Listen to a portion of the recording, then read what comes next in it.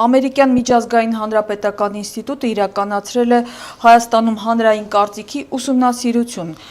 Ուսումնասիրությունը վերաբերում է Հայաստանում սոցիալ-քաղաքական կյանքին։ Ըստ հարցման արդյունքների քաղաքացիական պայմանագիրը կապահովի ձայների հարաբերական մեծամասնությունը 26.1%, սակայն չի հավաքի բացարձակ մեծամասնություն։ Սակայն այսօր այս ուսումնասիրության կուսակցությունների կամ առանձին քաղաքական գործիչների վարկանիշների մասին չէ, որ զրուցելու ենք, այլ հանրության տրամադրությունների մասին տվյալների։ Եվ այսպես, այսօր առերեսվում են Հայաստանի Հանրապետական կուսակցության խորհրդի անդամ Հայկ Դերզյանը, Հայաքվե ազգային քաղաքացիական միավորման վարչության անդամ պատմաբան Արեգ Սավգուլյանը, շնորհակալ եմ, որ ընդունել եք մեր հրավերը։ Նախ ճիշտ է, ես ասացի նախաբանում, որ չենք անդրադառնալու վարկանիշներին, բայց մի ճշտում կուզենայի ասել, թե ինչպես եք վերաբերում ընդհանրապես հարցումներին, հաշվի առնելով ուղղակի ուզում եմ հիշեցնել։ Օրինակ, այս հարցման արդյունքները ցույց են տալիս, որ հարցման մասնակիցների առնվազն ընդհանուր առմամբ 84%-ը հակված է գնալ ընտրատեղամաս, սակայն նույն այս կազմակերպությունը 2021-ի մայիսին ընտրությունների ընդառաջ անցկացված հարցման արդյունքներով 78%-ը հայտնել էր, որ մասնակցելու մտադրության մասին, սակայն վերջնական թիվը ըստ կենտրոնական ընտրական հանձնաժողովի կազմել էր 49.4%, այսինքն շեղումը մոտ 28.6%։ Տեսեք, իրականում կարևորը ոչ միայն թե ինչպես են հարցումները անցկացվում, այլ որտեղ են դրանք անցկացվում։ Ես միշտ այդ օրինակը բերում եմ, այժմ եւս կրկնեմ, fair spin dictators կոնցեպտի մեջ ինչով է Հայաստանում իրականում տիրում spin դիկտատուրա, միապետություն այդ առումով։ Պայմանական fair spin dictators համակարգի դեպքում fair օրինակ միապետերն են դասական, որոնք որ ազատ խոսք են արգելում, որի ժամանակ կարող են գնդակահարել, օրինակ 20-րդ դարի եւ այլն բազմաթիվ օրինակներ կան։ Spin dictators համակարգը ինչ է իրենց ներկայացնում, որը ոչ պակաս ակտուալ է մեր օրերում, առավել եւս Հայաստանում։ Խոսքը գնում է նրա մասին, որ Հայաստանում իրականում հիբրիդային պատերազմը, այսպես ասած, տեղեկատվական միապետությունը, ԶԼՄ-ների նկատմամբ ճնշումները, մարդկանց անընդհատ, տարբեր սոցիալական ցանցերի միջոցով, պետական ապարատի միջոցով մարդկանց կոնկրետ տեղեկատվություն հրամցնելը եւ կոնկրետ մեսիջ տալը եւ դրանով նաեւ տերորի ենթարկելը, դեգրադացնելը այս իշխանությունների կողմից իրականացվում է։ Այսինքն մյուս կողմից օրինակ մենք այստեղ հավաքվել ենք, քննարկում ենք, որից է տեսակի էսպայն առնվազն բռնաճնշում չկա, բայց գլոբալ դաշտում, այսինքն մեդիա տիրույթում մարդկանց հասարակության ընկալումը փոխելու, ձևափոխելու, ձևախեղելու մեջ առկա է իշխանությունների կողմից ահռելի մեդիա ճնշում եւ այդ ամենի պարագայում այս ցուցանիշները, եթե համադրենք, կստանանք հետեւյալը։ Այո, մենք այսօր այս ցուցանիշների մեջ տեսնում ենք բազմաթիվ հնարավորություններ, որպես այդպիսին, թերացումների, լավ եւ վատ աշխատանքի որոշակի ցուցանիշներ, որոնք իհարկե անվանել 100%-անոց իհարկե սխալ կլինի, որտեղ ցանկացած ցուցանիշ կարող է ցանկացած ժամանակահատվածում փոփոխվել, հաշվի առնելով նաեւ այն հանգամանքը, որ ընտրություններից առաջ դեռևս առնվազն 3 ամիս ունենք, մարդկանց զգալի հատված ըստ ցուցանիշների չունի հստակ կողմնորոշում։ Եկեք այդ մասին քիչ անց կանդրադառնանք, որովհետև չկողմնորոշվածների թիվը իրոք մեծ է, բայց ես էլի ուզում եմ նախկին ու ներկա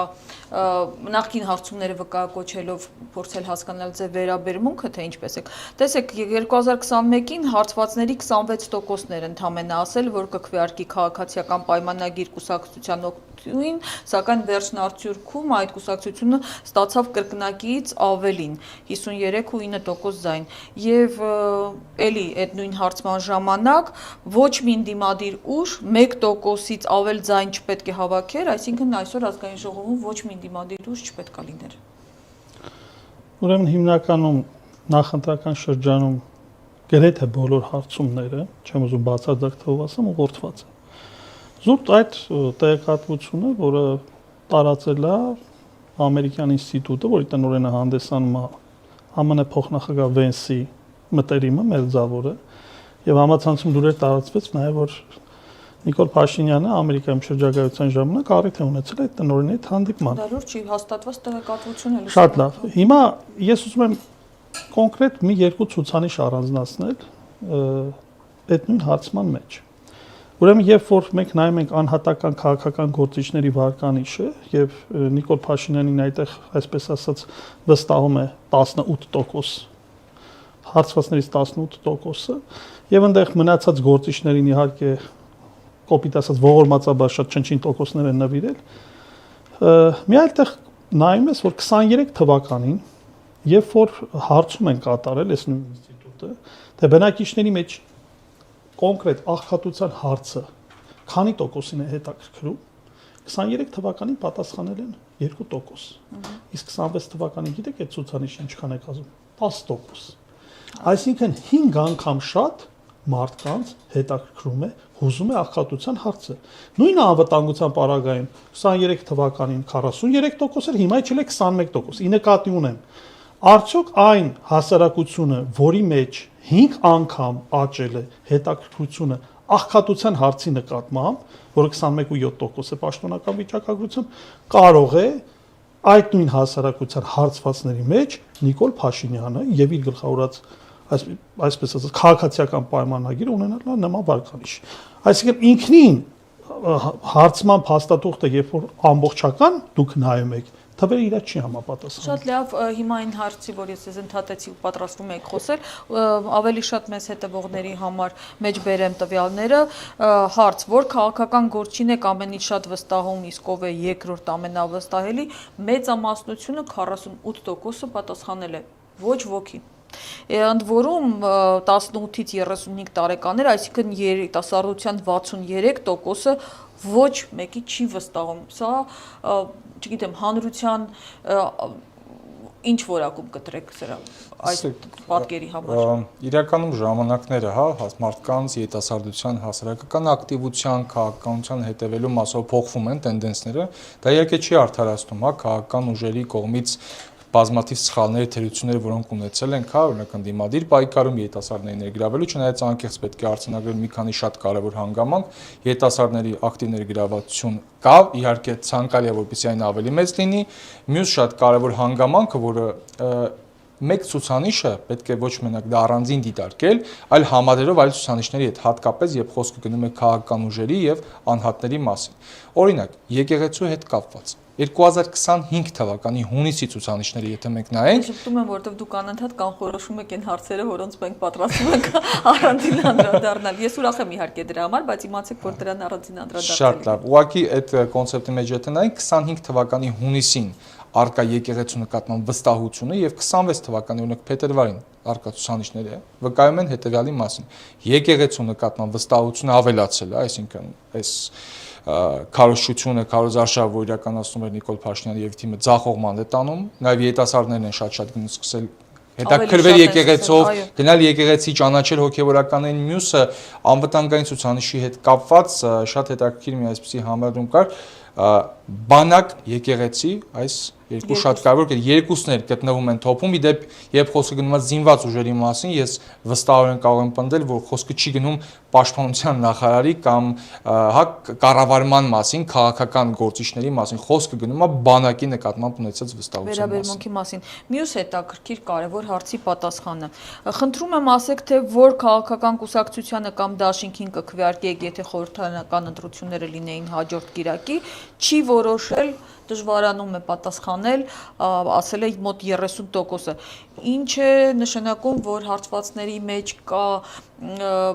այսպիսի մեծ զանգված, որ չկողմնորոշված է, որոնց մեծ մասը իդեպ հենց երիտասարդներն են, թե գուցե պատճառը տեսնում եք այն, ինչի մասին խոսում էր ձեր զրուցակիցը, որ գուցե ինչ-որտեղ վախի մթնոլորտ, կարելի է մի բառով տենց բնութագրել։ Եվ նաև դրա հետ եւ առնվազն գործընթացին չխառնվելու չմիջամտելու։ Ես դա ավելի շատ որակում եմ որպես անտարբերություն, որովհետև եթե համատենք մոտավորապես 20 տարի առաջվա երիտասարդությանը եւ ներկայիս երիտասարդությունը ավելի նպատակասլաց է եւ իր գործունեությունը կազմակերպել նպատակաուղղված, բայց չի վերաբերում քաղաքական process-ներին։ Դա վերաբերում է կրթությանը, կարիերային, ամուսնությանը, չգիտեմ, թեկուզ արտագնա աշխատանքին, բայց ապա քաղաքական են։ Եվ չմոռանանք, որ Երևանի ավագանո ընտրություններին իհարկե ստեղ կա մի քիչ փոքրիկ նյուանս, որտեղ համապետական չի, բայց համապետականին մոտ է, որտեղ ընտրազանգվածը հսկայական է,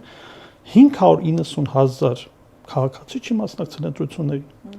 Այսինքն 834 մոտավորապես 1000 մասնակիցներից 590,000-ը չի մասնակցել եւ երիտասարդ քաղաքական ուժերը հիմնականում խաղադրույք անում են նաեւ այս չեզոք զանգվածի վրա չկողմնորոշվածների եւ բնականաբար այն քաղաքական ուժը, որը կմշակի ճիշտ մարտավարություն, կփորձի այս ուժին բերել դաշտ։ Մի քիչ ուշացած չի արդեն ընտրություններին հազիվ մի կարճ Գիտեք ինչ, այս ուսումնասիրությունը, որը մենք նայում ենք, թեկուզ եթե փորձում ենք սրա լույսի ներքո քննարկումը նաև տանել առաջ, իրականացվել է փետրվարի 13-ից 26-ը ես նայեցի, բայց օրինակ 26-ից հետո տարբեր իրադարձություններ ա տեղի ունեցել։ Նույն միասնության թևերը գնացել է խոշորացման տրամաբանությամբ հայաքվե ազգային քաղաքացիական միավորման եւ այլ երիտասարդական ուժերի հետ դաշինք ակնքել։ Սա բնականաբար արագ հարցումներով այսպես ասած մոտավորապես 1-ից 2%-ի արդեն վարկանիշային, այսպես ասած, առաջընթաց է ապահովել Արման Թաթոյանի հետ կապված։ Բացի այդ, թեկուզ Հայկ Մարությանը, որը վերջերս այդպես հումորային տեսահոլովակները շրջանառում եւ փորձում է փառք վաստակի, արդեն ես չեմ էլ կողմնորոշում արտագնա աշխատանքի իր մոտ որտեղ է Հայաստանը թե Չեխիան, բայց ամեն դեպքում ի նկատի ունեմ այդ ամբողջ չէ, արտացոլված չի եւ հետեւաբար եթե վերցնենք այս մեկ շաբաթվա ընթացքում ուսումնասիրեն, պատկեր այլ է լինելու։ Դե ցուցակը դեռ հստակ չկա, թե ովքեր են մասնակցելու ընտրություններին, երբ որ արդեն པարզ կլինի դերակատարները, པարզ է որ նաև պատկերն էլ այլ կլինի։ Բայց չունեք այդպիսի տպավորություն, քանի որ գիտեք, վաղուց արդեն այս նման բոլոր հարցումները դարել են յուրօրինակ քաղաքական PR-ի ինչ որ մի ձև, էլի։ Այս ձևով փորձ է արվում այդ հենց այդ տատանվող ընտրազանգվածին հուշել, որ կարծես ամեն ինչ որոշված է, պատկերը արդեն པարզ է, երբ որ այդպես է լինում, որոշակի հիասթափության մթնոլորտ է ձևավորվում ու մարդիկ առանձնապես ցանկություն էլ չեն ունենում մասնակցել ընտրություններին եւ դա կարող է մասնակիցների քանակը նվազեցնել, իսկ դա ինչ ասեմ, ավելի կոմֆորտ զոնա է այն ուժի համար, որ ավելի շատ ձայների է տիրապետում։ Տեսեք, իրականում այն ցուցանիշները, որոնք որ հրապարակվել են, կա հստակ ցուցանիշ, որի համաձայն այո մարդիկ մտածում են, եթե ընտրությունների գնան, դա ամեն ինչ որոշված է, ինչի համար իրենք գնան քվեարկեն, բայց այստեղ մենք պետք է մի քանի կարևոր արձանագրում անենք։ Հայաստանի գործող իշխանությունը առհասարակ ցանկացած երկրի իշխանություն ունի իր հստակ էլեկտորատ, այսինքն այո, խնդիր է մարդկանց չգնալ ընտրությունների, դա այո մեծ խնդիր է, մարդկանց ակտիվ մասնակցությունը դա առավել մեծ է հնարավորություն է տալու ցանկացած ընդդիմության հաջողելու։ Ինչ վերաբերում է ուժերի նկատմամբ վստահության։ Վերջին ընտրություններում առնվազն կես ընտրողների չի մասնակցել։ Նաև պետք է հաշվի առնենք 21 թվականի ընտրությունները ինչ պայմաններում են անցել։ Հայ այդ պատերազմական ընտրությունները, չնայած 26 թվականի ընտրություններից առաջ էլ մենք Արցախ ենք կորցրել, դա եկեք եւս չմոռանանք։ Բայց իհարկե մի քանի ամսա եւ մի քանի տարվա ցավալի այնուամենայնիվ, բայց մարդու հուզականության վրա ազդող գործոններ կան։ Ինչ վերաբերում է կոնկրետ այս ընտրություններին, այն մենք ունենք ահռելի մեծ թվով մարդիկ, ովքեր որ այո հիասթափված են, կողմնորոշված չեն, մենք պետք է ֆիքսենք, որ իշխանությունն ունի իր հստակ կողմնորոշում ունեցող մարդկանց թիվը եւ անկեղծ ասած մի փոքր զարմանում է թե ինչ են իրանք իրենց ցուցանիշների վրա ուրախանում, որովհետեւ այդ ցուցանիշներով իրանք 50% չեն հավաքում։ Դա իհարկե բոլորիս համար պարզ է եւ պարտադիր չէ որ դրա համար անընդհատ օրինակ շաբաթը մեկ որից է հարցում լինել։ Այլ հարց է ինչպես կապիտալիզացնել այն մարդկանց ձայները եւ իրենց աջակցությունը, որը հնարավորություն կտա այս իշխանությանը փոխելու, որը հնարավորություն կտա Հայաստանում իրականացնելու իշխանափոխություն։ Ինչպես մարդկանց բերել տեղամասեր, որ երևի գլխավոր հարցերից մեկը։ Նախ կարծում եմ իհարկե մենք հասկանում ենք, որ մինչեւ դեռևս ժամանակ կա մի շարք քաղաքական ուժերի համար թե իհայտ գալու, թե դաշինքներ ձևավորելու, ու խոսքը չի գնում մենակ ընտրական դաշինքների մասին, համ խոսքը գնում է օրինակ նույն փողոցային պայքարի մասին, մենք պետք է ֆիքսենք մի շատ կարևոր հանգամանք, որ փողոցային պայքարը, իշխանության նկատմամբ ճնշումը, որից եկե ոչ մենակ չի հակասում ընտրություններին, այլ նաև կարող է նպաստի առավել իրենց զգոնության, առավել իրենց զգուշությանը։ Չնայած ունենք Մոլդովայի օրինակը, եթե ժամանակ լինի դրա մասով եւս կարող ենք խոսել, որը ուղղակիորեն կապ կարող ունենա այս ընտրությունների հետ, բայց մարդկանց վստահությունը ցանկացած բան կարող է փոխվել, եթե լավ քարոզարշավ տարվի, խոսքը գնում է քարոզարշավ եւ փողոցում եւ ընտրություններին նախապատրաստող ուժերի կողմից։ Ցուցանիշը կարող է փոխվել, ինչպես նշեց մեր հարգելի զրուցակիցը, այո, փետրվարի 26-ից հետո տեղի ունեցել բազմաթիվ փոփոխություններ, եւ այդ փոփոխությունները դեռևս շարունակվում են։ Տեսեք, դուք անդրադարձաք արդեն պատկերին կառավարության ձախողումների վերաբերյալ խնդիրներին, որոնք արտացոլված են նաև այս հարցման մեջ։ Իհարկե, հարցվածների մեծ մասը կարծում է, որ ամենամեծ ձախողումը արտաքին քաղաքականություն ու դիվանագիտությունն են, բայց այնուամենայնիվ որպես ամենամեծ ձեռքբերում նշել են խաղաղության եւ անվտանգության ապահովումը։ Հիմա չեք կարծում արդյոք, որ այս հարցման արդյունքները փաստում են, որ անվտանգության, խաղաղության, տնտեսական զարգացման վերաբերյալ ընդդիմության առաջարկները հանրության համար գոնե այս պահին համոզիչ չեն, այս կարևորագույն հարցերում ընդդիմությունը որպես այլընտրանք կարծես չի դիտարկվում։ Քանի որ մեր երկրում իրականում ընթանում է հիբրիդային պատերազմ, եւ այդ հիբրիդային պատերազմի մեջ իշխանության կողմից մատուցվող ամենահզոր, այսպես ասած, հաղթաթուղթը դա խաղաղության օրակարգն է։ Մի քանի օր առաջ նույն նշեց Արման Թաթյանը բացահայտումների շարք սկսեց, որը վերաբերվում էր Վարդենիսի շրջանում եւ Ջերմուկի լեռներում ադրբեջանական զինուժի նոր դիրքավորմանը եւ առաջխաղացմանը եւ մի քանի տարիների ընթացքում փաստորեն պարզվում է, որ այս 2021 թվականի նոյեմբերին ստեղծված Սահմանազատման հանձնաժողովին զուգընթաց գործում է մի այլ հանձնաժողովի տրամաբանություն, որը մենք չենք տեսնում։ Հիմա եթե վերցնում ենք մենք այս իրականությունը, գալիս եմ ձեր հարցին, եւ վերցնում ենք այդ խաղաղության օրակարգը, դրանք բացարձակ առումով իրար չեն համապատասխանում։ Այո, այս առումով դեռևս իշխանությանը հաջողվել է հասարակությանը պահել թմբիրի մեջ եւ ասել, որ եթե նույնիսկ իրենք չվերարտադրվեն, այսպես ասած, խաղաղություն չի լինի, անկախություն չլինի եւ այլն։ Ոնց ասեց Երեք Նիկոլ Փաշինյանը, միայն մենք ենք ասում, որ Ղարաբաղյան շարժումը պիտի դադարեցվի, մնացածների դեպքում այդ բանը չկա, դա նշանակում է կոնֆլիկտային Գիտեք ինչ, դա ինչ շատ է հիշեցնում Լևոն Տեր-Պետրոսյանի հրաժարականի տեքստը, երբ որ նա հայտարարեց, որ ինքը գնում է եւ գալիս է պատերազմի կուսակցությունը։ Ես չեմ ասում, որ նույնությամբ նույն սցենարն է, ուղղակի հետաքրքիր դեժավյու իրավիճակ է այդ առումով։ Խնդիրն այն է, որ այս իշխանություններից ոչ խաղաղության օրակարգն է կախված, ոչ պատերազմի, որը բացարձակ ճշմարտություն է։ Այսինքն, եթե մենք հավատանք այս իշխանությունների օրակարգին, մերձավոր արևելքը եռում է պատերազմի մեջ, ամբողջ աշխարհը, Միացյալ Նահանգները, Իրանը, Իսրայելը բոլորը սպասում են, որ Հայաստանի Հանրապետությունում հունիսի 7-ին բարեհաջող կերպով տեղի ունենա համապետական ընտրություններ եւ հետո օրինակ Հայաստանը հայտնվի պատերազմական իրավիճակում, ուղղակի այս ժամանակաշրջանում պատերազմի ալիքը դեռևս հրաշքով դա այս իշխանության այսպես ասած լիազորության շրջանակից դուրս է դեռևս շրջանցում է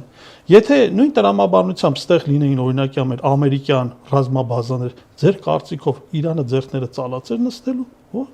շատ արագ process-ով նա այն եւ ինքը բազմիցս նաեւ չէ ներողություն է խնդրել նույնիսկ իր գործընկեր ռազմավարական երկրներից արաբական որտեղ եղել են ամերիկյան ռազմաբազաներ, նա կոնկրետ թիրախավորել է։ Այսինքն այս պարագայում մենք ինչ ունենք խաղաղություն եւ ի դեպ առաջի անգամ Իլհամ Ալիևը ներդաշնակ կերպով Նիկոլ Փաշինյանին ինքը արձագանքեց եւ ասեց մի քանի օր առաջ, որ վերջ Հայաստանի եւ Ադրբեջանի միջեւ հաստատվել է խաղաղություն, որովհետեւ ստեղից բնականաբար ուղերձ էր գնացել, որ եթե ձեր կողմից չի լինելու որևէ քայլ ապա մեր ներքին հարցումները ցույց են տալիս, որ Հայաստանի Հանրապետությունում գլուխ է բարձրացնելու պատերազմի կուսակցությունը, որը իլիրականությանը չի համապատասխանում։ Ամեն ինչն է դրանով մի պահ շեղվենք, հա, հարցումներից, ամեն ինչն է դրանով պայմաններով, անգամ այն, թե Ցեղասպանության թանգարանի ինստիտուտի տնօրենը ինչ գիրք է նվիրել Միացյալ Նահանգների փոխնախագահին արխիվային փաստաթղթեր էլի դիտվում է իբրև, չգիտեմ, արտաքին քաղաքականությանը հակասող փաստ։ Տեսեք, ցանկացած իշխանություն, ցանկացած երկրում չգրված բացի հա խոստումներից, ծրագրերից կնքում է չգրված համաձայնագիր իր ժողովրդի հետ, օրինակ ես այսինչ բանի պատասխանատուն եմ։ Հիմա Հայաստանում այս իշխանությունը, որը 21 թվականի դեպի իրենց ծրագիրը դեռևս պետք է իրենք իրականացնեն 2021 թվականի նախընտրական, որտեղ գրված էր Արցախի անվտանգությունը, որտեղ գրված էր, որ չպետք է որևիցե կերպ, հա, այն գործընթացները, որոնք տեղի ունեցան, դա իրականանային։ մի իշխանություն, որի օրոք Հայաստան տեսել է իր ամենաշատ, հա, պատերազմները, փաստացի Արցախի հայաթափումը, պատերազմները տեղի ունեցել Նիկոլ Փաշինյանի օրոք, դա փաստ է, անհերքելի։ Հիմա Նիկոլ Փաշինյանը փաստացի կամովի գերի է Իլհամ Ալիևին, որովհետև մեկ կրակոց Հայաստանի սահմանների ուղղությամբ եւ ճակերտավոր խաղաղության թեզը ջրվում է։ Ինչ ունի Նիկոլ Փաշինյանը անելու, ունի հետեւյալը։ Իլհամ Ալիևի բոլոր հին ներկայիս եւ նաեւ հետագա պահանջները, չմոռանանք այդ պահանջները կարող են ընդլայնվել, պատահական չէ նաեւ Նախիջևանի որպես այդպեսին ամբողջովին Ադրբեջանի կառավարման ներքո անցնելը։ Տեղի են ունենալու բազմաթիվ գործընթացներ, որտեղ Հայաստանի իշխանությունը ասելու է, գիտեք ինչ, մենք չլնենք, ոնց էր ասում Գևորգ Փափոյանը էկոնոմիկայի նախարար, թրիփ չի լինի, էլի, դա գիտության վերին մակարդակն բանականություն, իրանք կուկուրուզ այլևս չեն ուտի։ Չի լինի։ Ոչ մի բան չի լինի, անգամ չի լինի։ Եվ այստեղ ամենածիծաղելին այն է, որ էկոնոմիկայի նախարարը խոսում է թրիփից, իդեպ որը ցուցանիշներում եւս կա, եւ ամենահետաքրքիրն այն է, որ թրիփի նկատմամբ հասարակության հետաքրքրությունը գրեթե զրոյական է, չասեմ զրոյական է, բայց առնվազն շատացած է 2 թե 3% էր կազմում։ Այսինքն ներեք, մինչև թրիփը, այնուամենայնիվ վերադառնալով նախորդ թեմային, վերլուծաբաններից մեկն էր նկատել, պատերազմում պարտված եւ գուցե ինչ որտեղ վախեցած ժողովրդի մարդիկ ենթագիտակցորեն գուցե իրենց մեջ ինչ որ վախեր ունեն, հա, Ադրբեջանից, Ալիևից եւ այս գործոնն է իրավապես անդրադառնում։ Շատ ուղիղ ասենք Նիկոլ Փաշինյանը եւ իր թիմը շանտաժի են ենթարկում հայ հասարակության։ Ասում են մենք չլինենք, կլինի պատերազմ։ Մի իշխանություն, որի օրոք եղել են ամենաշատ պատերազմները։ Շանտաժի ենթարկող իշխանությունը չի կարող երկար գոյատևել։ Կրկնում եմ, կա չգրված, այսպես ասած, համաձայնագիր ցանկացած իշխանություն, որը կնքում է ժողովրդի հետ։ Եթե դու այսինչ կետում ցախողում ես այն համաձայնագիրը, որը որ պայմանական է վերաբերում է խաղաղության կամ այլ գործընթացին մի երկրում տնտեսության, ապա քո անգամ այդ ստեղծած հեքիաթը զրոյանում է։ Բայց ես ելի եմ շեշտում,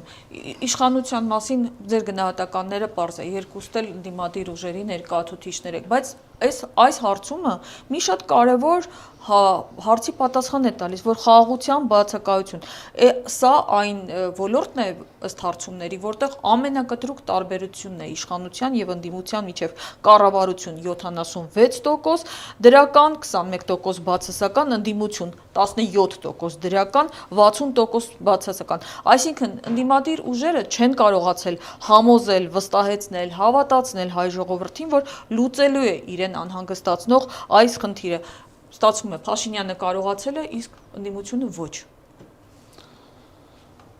Մենք անընդհատ նույն տեղում կարող ենք դոփել եւ այդ նույն թեզը առաջ քաշել։ Այն հանգամանքը, որ ընդդիմությանը լիարժեք կերպով դեռևս չի հաջողվել հասարակությանը դուրս բերել թմբիրից եւ գեներացնել դեպի գալիք փոփոխություններ, դա փաստ է, պետք է ընդունել եւ որքան շուտ մենք դա ընդունենք, այնքան շանսերը ավելի մեծ կլինի, որ հունիսի 7-ին ընդդիմությունը, չնշեմ կոնկրետ որ ուժը, կարող է բացարձակ հաղթանակ տանել գործող վարչախմբի նկատմամբ։ Բայց զրուցակցից լրացեմ, ասեմ նաև մի այլ բան։ Հայաստանի Հանրապետությունում այսօր ամենառազմատենչ պատերազմամոլ գործիչը գիտեք ով է։ Նիկոլ Փաշինյանը։ Ինչպես։ Ոնց կհիմնավորեք։ Ազգային ժողովում նա հայտարարեց անցած տարի բյուջեի քննարկման ժամանակ, որ պետական պարտքը, որը իրանց օրոք կուտակվել է, $8 միլիարդ զենք են գնել։ $8 միլիարդ։ Ես արդեն պատկերացնում եմ, թե դրսում ինչ մեմեր էին պատտվում, որ Բահակի անվտանգության խորհուրդը արտահերտ նիստ է հրավիրել։ Կապ չունի պաշտպանողական, այսինքն ռազմական կարիքներին է գնացել 8 միլիարդը։ Ինչի մենակ պաշտպանողական, այն որը Հայկ Քոնջորյանը падգամավոր ափաշկարա ժողովրդին բաներ առաջարկում էր, գնալ մարզեր տեսնել ինչ կարգի հսկայական արմատական փոփոխություններ են եղել։ Ավելին գնացեք տեսեք ինչ ինժեներական կառավարումներ են ձեռք բերել, ինչ զինամթերք են ձեռք բերել, այսինքն բաց առաջարկ անում։ Դուք մի հատ փորձեք, մոտեցեք այդ ինժեներական կառավարմանը կամ ինչ որ բունկերին, փորձեք նկարահանել։ Այսինքն այս դե ինքը բնականաբար քանի որ զինված ուժերում չի եղել եւ չի ծառայել եւ գրավում է ներկա իշխանական բուրգում ամենահայտնի պաշտոնական դասալիքներից մեկի այսպես ասած, տիտղոսը վայելում է, այս պարագայում նա չի կարող պատկերացնել, որ օրինակ զորամասը դա հանդիսանում է ռազմավարական օբյեկտ եւ քաղաքացիական մարդկանց մուտքը սահմանափակ։ Բնան թույլ է տալիս եկեղեցու հետ կապված։ Դուք անդրադարձաք, հա, արդեն տվյալները ել չկրկնեմ, նորից աճել է, հա, դրական է գնահատել 61%-ը, 2025-ի հունիսին արձանագրված 58%-ի եւ հատկապես, ինչպես եւ դուք արդեն հիշատակեցիք, երիտասարդների շրջանում։ Ամենահեղինակավոր կառույցներից մեկը չնայած վարկաբեկելու բոլոր փորձերին։ Արդյոք գուցե նաև այս հանգամանքով չի պայմանավորված այն, որ ինչպես վերջերս պարզ դարձավ,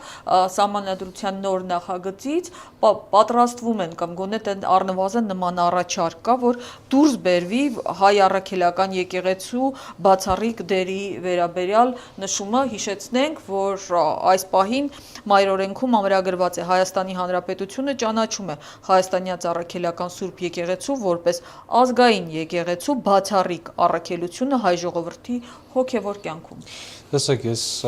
միգուցե տարօրինակ հնչի, բայց Նիկոլ Փաշինյանին երկու բանի համար շնորհակալ եմ։ Առաջինը ուղիղ խոսելու իր ծրագրերի մասին, արդեն այլևս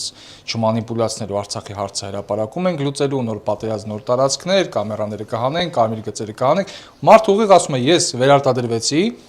անկախության հռչակագիր մոռացեք, հանում ենք դա, Արցախ ընդհանրապես մոռացեք, այսինքն խոսքը չի գնում, հա, կարճաժամկետ կամ տրամաբանորեն որոշակի ժամանակահատվածի մասին, ինքը ասում է ընդհանրապես ամեն ինչ մոռացեք, վերջ։ Այսքանն է Հայաստան, բրոշկեն, որ sense մեծ կապում է, էլի, կոստյումի վրա։ Ու եկեղեցու գործոն։ Եկեղեցու գործոնը մի հատ շատ կարևոր հանգամանք կա, որը ինչի համար ես Նիկոլ Փաշինյանին շնորհակալ եմ եւս մեկ անգամ։ Փաստացի նա ունենալով պետական ապարատի նկատմամբ բազմաթիվ տարբեր հայտարարություններ եղան, աշխատակիցները, որ պարտադիր պետքա մասնակցեն պատարակի, ինչ որ sense ինչ ես աշխատում Կիրակի օրը պատարակ եմ գնում վարչապետի հետ, ինչ որ sense ֆորմատով։ Նա չունեցավ այն աջակցությունը անգամ իր թիմի կողմից, որը որ պայմանական կամ ինքը կամ իր back office-ը կամ որից մեկը կանխատեսել։ Փաստացի անգամ Նիկոլ Փաշինյանին քաղաքական գործընթացներից, մանիպուլյացիաներից եւ մի խոսքով ընտրողների մի հատված, որ եթե օրինակ համեմատենք իր նկատմամբ արկա պայմանական վստահությունը, ձայները եւ համեմատենք այս ձայների հետ, կստանանք, որ անգամ իրենք պատրաստ չեն դուրս գալ եկեղեցու դեմ եւ գնալ նման գործընթացների, ինչը ուղղակիորեն հենց այս պահին ազդում է Նիկոլ Փաշինյանի եւ Արկանիշի վրա եւ բազմաթիվ քննարկումներ եղան, որ իր թիմում անգամ կա պարակտում, որովհետեւ մարդիկան չեն ցանկանում ընկնեն այդ տեսակ մեղքի տակ, չնայած իրանք բազմաթիվ մեղքերի տակ են ընկել։ Ու մյուս գործոնը այդ ամեն ինչը ազդելու է երկու շատ կարևոր հանգամանքի վրա։ Առաջին ընտրությունների վրա, որովհետև ինքը շարունակում այսօրին եւս խոսեց կաթողիկոսի դեմ, եկեղեցու դեմ, ու երկրորդը հոգեվորականները շարունակում են էլի քննչական կոմիտե հրավիրվել։ Այո, ու երկրորդ գործոնը, գիտեք ինչ է, մենք խոսում ենք ցուցանիշներից, բայց մի հատ կարևոր բան կա՝ մենթալիտետը մեր։ Ես տարբեր փողոցային շարժումների ընթացքում, ցույցերի ընթացքում, ի պաշտպանություն եկեղեցու այնպիսի մարդկանց եմ տեսել, վստահ եմ, որ բազմաթիվ մարդիկ ովքեր նայում են, որ քաղաքական գործընթացներում իրանք չկան երիտասարդությունը, քաղաքական գործընթացներում դե այստեղ չգնամ, այստեղ չգնամ, բայց մի րոպե եկեղեցուն է կպնում։ Այդ մեր միջի մենթալիտետը ուղղակիորեն ազդում է նրա վրա, որ թե փողոցային պայքարի եւ թե այլ գործընթացների դեպքում երիտասարդության թիվն ավելի շատ կլինի։ Բայց ձեր զրուցակիցը արդեն արձանագրեց այն փաստը, որ վերջին շրջանում գոնե անձամբ իրենք ակտիվություն չեն ցուցաբերում այս եկեղեցու հակաեկեղեցական խնդրում։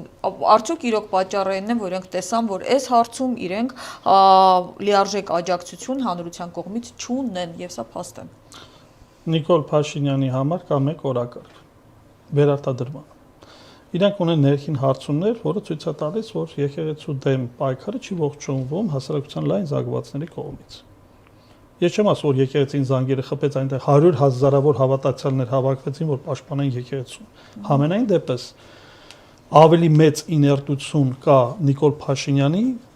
վարած պայքարի նկատմամբ։ Ինչ վերաբերում է անկախության հռչակագրին, շատ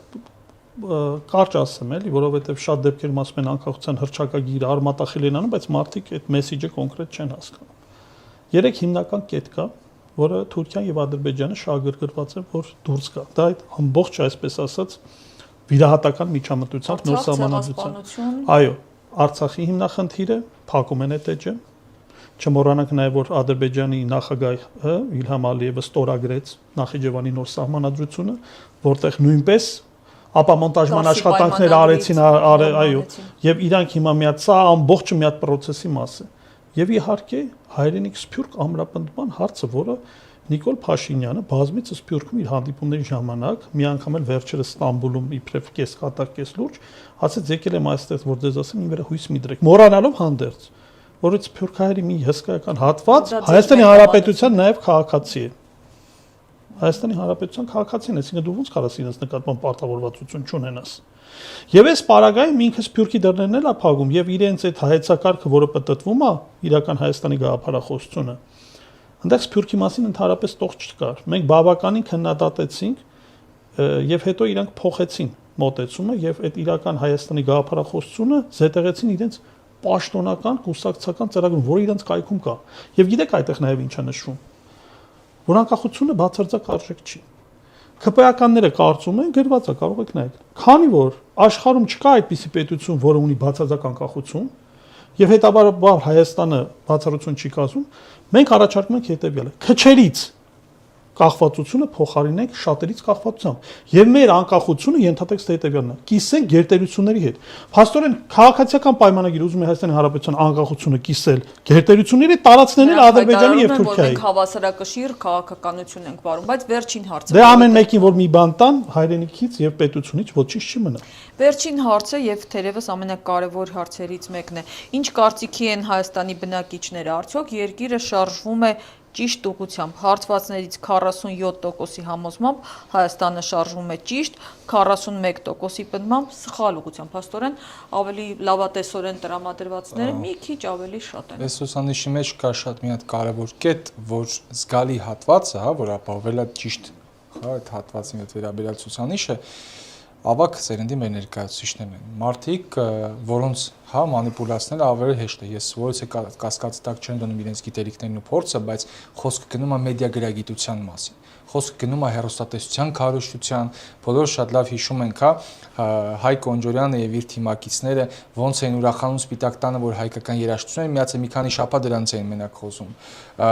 Մարդկանց Աշկին թոս փչելը ցավոք սրտի կախված բացառապես մեդիա գրագիտությունից շատ ավելի հեշտ է ավակ սերնդի նկատմամբ։ Ինչ վերաբերում այս ուսանիշին, ես կարող եմ անգամ 23 թվականից հետո մի քանի ուսանիշ բերել, որտեղ որ առնվազն հա այս դաշտում տարածվող թե հակառուսականությունը, թե նմանատիպ թեզերը չեն աշխատում, որովհետև մարդիկ նայում են ռացիոնալ հետևյալ կերպ։ Այո, կոմպլեմենտար քաղաքականություն, այնտեղ կա ուսանիշներով առաջին տեղերում են Ռուսաստանը, Իրանը, ԱՄՆ-ն Եվրոպական միության ուսանիշը նույնիսկ Իրանից եթե չեմ սխալվում ավելի քիչ էր 29% էր կազմում փաստը մնում է փաստ որ այս ամեն ինչից ելնելով շատ հակիրճ որպեսի տնտեսական համագործակցությունը այստեղ իհարկե մեծ ձեր ունի բայց որպեսի շատ հակիրճ ասեմ եկեղեցու նկատմամբ պարշավը փաստացի տապալվում է բանակի հետ կապված բազմաթիվ հայտարարություններ վկայում են որ եկեղեցի բանակ կոնցեպտը, այսպես ասած, ազգաբանակ կոնցեպտը ինքը աշխատող է, ինքը կարա աշխատի ու վստահաբար եթե ճիշտ ձևով ներկայացվի, ապա կհաջողի։ Ինչ վերաբերում է դասական թեզերին, Կրեմլի ագենտ, չգիտեմ, ռուսաստրուկներ մնացած, այդ թեզերը ունեն որոշակի աջակցություն իրենց թիմակիցների մեջ, բայց ոչ երկարաժամկետ, որովհետև ռացիոնալ մարդու մոտ հարց առաջանում 8 տարի իշխանության գտնվող մարդը ուղղակի մեղադրանք չի հնչեցնում, եթե որից մեկը մեղավոր է, դատական գործ եւ բանտ։ Եթե համաձայն եք նրա դիտարկումներից, շատ հետաքրքիր պատկեր է ստացվում։ Երիտասարդները անտարբեր են, բայց երբ որ հասնում են, որ մարդկանց 47%-ը համարում է, որ մեր երկիրը ճիշտ ուղղությամբ է, ասում են, դե դա մեր բանը ավակ սերնդի ներկայացուցիչներն են, որոնք մեդիա մանիպուլյացիաներին ավելի հեշտ են ենթարկվում։ Հիմա այս երկուսի արածը Ես կարծում եմ, որ հստակ տարաբաժանում դժվար է անել, եթե անգամ նույնիսկ այդտեղ տարիքային խմբերը նշվում են, փորձեմ նաև ձեր հարցադրմանը աֆորիզմով պատասխանել ճշմարտությունը եւ սուտը մատուցվում են միևնույն պնակում մարդն օգտվում է այն մասից որը իրենն է համարում այդ պահին եւ իշխանության բոլոր թեզերը կառուցված են այս պատեհապաշտության սկզբունքի վրա որի ապացույցը նաև փորձում եմ լրացնել մեր գործընկերոջը վերջին սոցիալական ինտենսիվ ծրագրերն են որոնք ուղղված են այո տարիքով ավելի մեծահասակների նկատմամբ առողջության ապահովությունը, թոշակների բարձրացումն է, որոնք մատուցվում են այսպես ասած տնտեսական աճի հոլովույթում, բայց իրականում դրանք դասվում են այսպես ասած օրինական ճակերտյալ կոռուպցիայի շարքին Եվ առողջապահության նախարար Արսեն Թորոսյանն այդ նույն հարցադրումը տվեցին, որ արդյոք այս սոցիալական ծրագիրը չի համարվում կոռուպցիա, ասեց չէ, օրինակ բերեց մի հատ ինչ որ բռնապետի, որը ընտրությունների շրջանում, ինչ որ Լատինական Ամերիկայից միանվագ գումար է հատկացրել